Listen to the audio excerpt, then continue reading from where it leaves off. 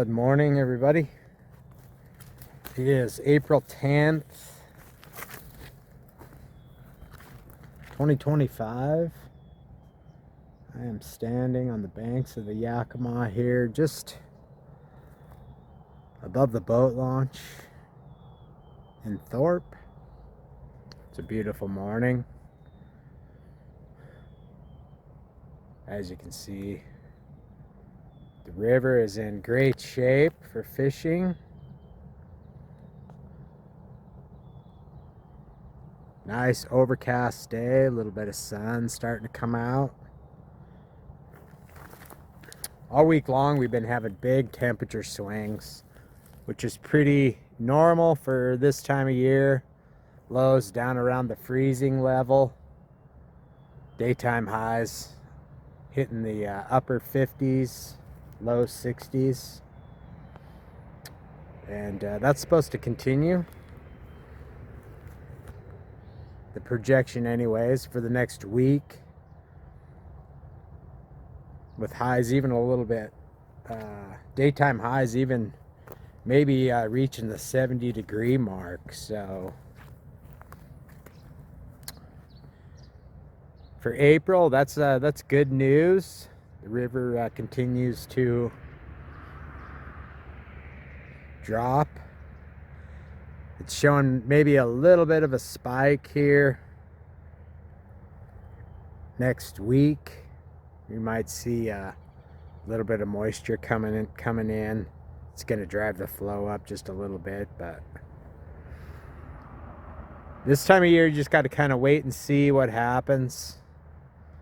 Those projections can change, you know, from day to day, depending on, you know, the movement of storms and the velocity.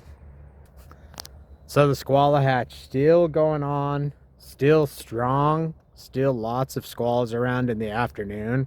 So if you want to dry fly fish, you know, best to concentrate on the, you know, late morning, early afternoons for that. But also starting to become a big mayfly show too. So March browns, of course, and blue wings. It's really a good time to fish the river when you want to head hunt and watch, you know, trout actually feeding off the surface where you can actually cast to rising fish. The March brown hatch will invoke that kind of behavior. And that's an afternoon hatch. You can pretty much set your watch by it. Between 1:30 and 2 o'clock, they'll start pouring out of the riffles. And the trout will stage, you know, to start eating those. And of course, you know, beforehand, they're eating emergers. They're eating the nymphs in the morning that are moving around, getting ready to hatch. So, you know, you got to come, you know, ready. You know, think about your fly selection. Think about where you're going to be fishing. Because as the river continues to drop in the spring and we see these, you know, these fluctuations and flows, and we see these temperature changes, you know, from, you know, extreme lows at night to warm in the morning, that does a lot to dictate the water temperature. So the fish are going to be moving around a lot, not holding in any specific one area, you know, for a length of time, you know, like they do in the summer. So keep that in mind.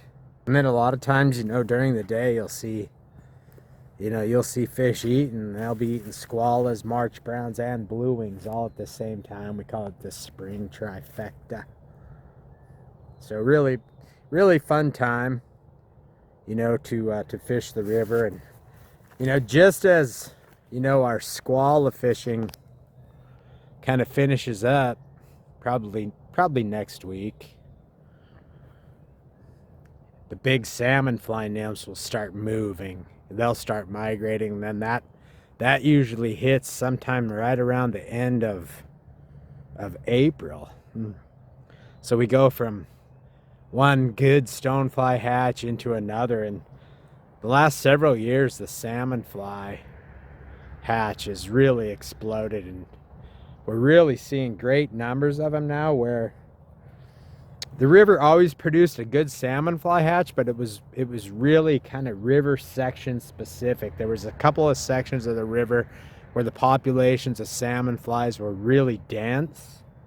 But now what we've seen, you know, with this biomass, it's just kind of spread throughout the river, and now we're seeing salmon flies and salmon fly nymphs, you know, and the populations of those both growing in numbers throughout different sections of the river. So that's a fun one.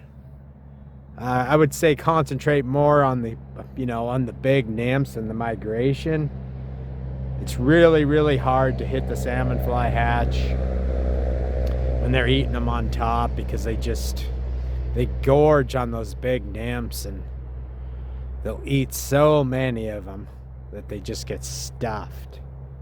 I mean, you'll actually literally, I've caught fish before with 2 or 3 nymphs sticking out of their, you know, sticking out of their mouths. So it's really a big meal for fish. And then also towards the end of the month, you know, the big caddis hatches, you know, around Mother's Day caddis. So lots of different food forms starting to take place, you know, in the spring, which has to, you know, make you think about, again, your fly selection, you know, and how to fish it. And that will continue, you know, as we progress, you know, each day, and we see temperatures getting warmer and warmer. So if you have any questions, as always, you can call the fly shop, and let's hear from Aron Larsen about how the Uppper Yakima is looking today.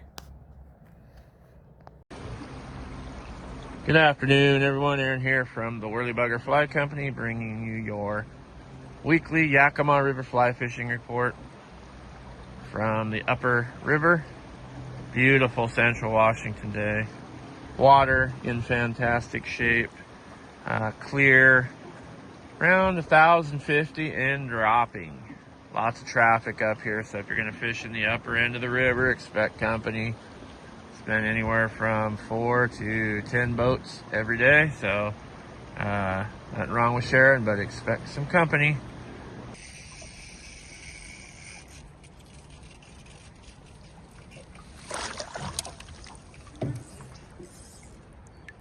Bugs, squallas, blue wings, and march browns above and below. If you're trying to do the dry fly fishing, probably want to get a later start. If you're not picky, start early and do some nymphing. Streamer fishing's been okay certain days, but definitely good nymph and dry fly fishing.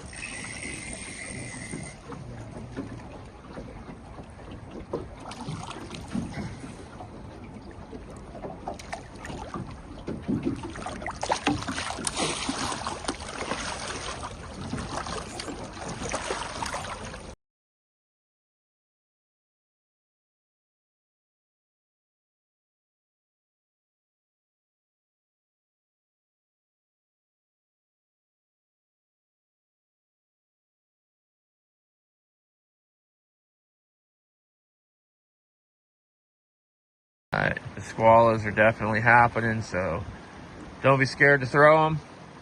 Just starting to get into the March browns. Blue wings are pretty abundant, and starting to see a handful of Granum caddis already. If you're interested in doing a float trip with us, we'd love to have you. Feel free to contact the Pro Shop. I'd like to welcome our new guy, Drew McCoy. So we have some more help this year.